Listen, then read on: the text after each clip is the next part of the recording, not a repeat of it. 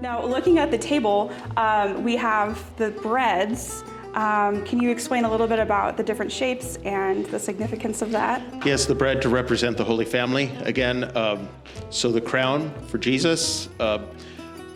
Traditions vary. Some people use a cross instead, but we always made the crown and the staff for Joseph. And this is a braid for Mary. Mm-hmm. So this is to represent the Holy Family. There's always an altar at the end of the long table with the statue of St. Joseph or of the Holy Family, and lilies, of course, the symbol of St. Joseph. And then the table completely covered with the food. Wow. So everyone got to partake of the whole meal, except for these breads. The people who represented the Holy Family got to take home the bread that was for them. Oh, okay. Yeah. And as a special surprise for you guys, so I know as background for our viewers that your mother's family came from Buffalo.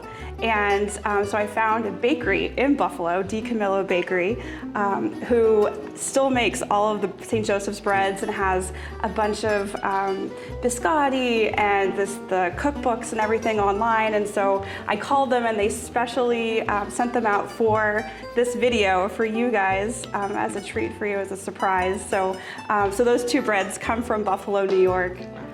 Thank you. Wow, thank you, thank you. So also we have the wheat here, which also has a special backstory to your family. One of you want to share that with us?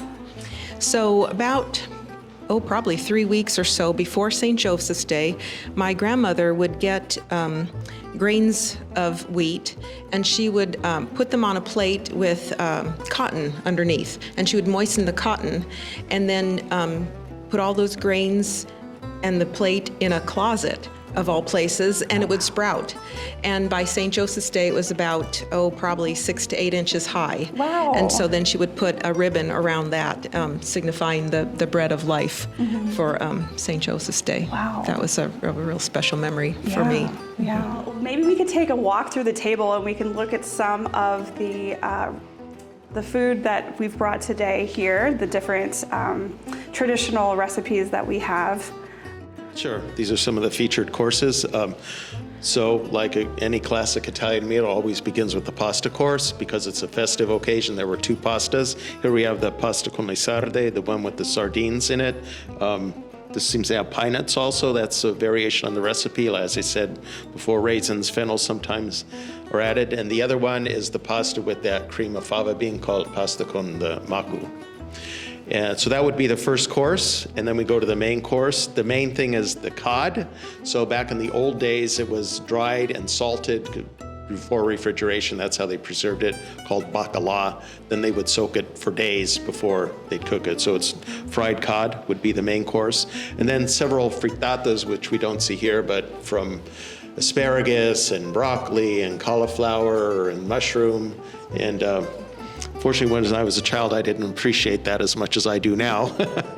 but we all had some of all of that. So those were the main courses before we get to the fruit and the dessert. You want to take it over from there? So there's always a lot of fruit on a Sicilian table, especially after the meal. So we have oranges here. The lemons were used for the fish that you saw already. Grapes, of course, very popular. And this dish here, this is a sfingi. This is a little dumpling that's been deep fried and then powdered sugar sprinkled upon it. And then a little word about the okay. sfingi. This kind of ties in with Italy in general. So Theresa mentioned about it's Father's Day in Italy, and it's celebrated all throughout the country. And they celebrate it with cream puffs. They call bignè di San Giuseppe. So sfingi is something like that. I kind of think of it as a poor man's version of the cream puff. So that's what we had every year. And then this dish here, this is called pignolata, and that is another little dumpling that's deep fried. And then after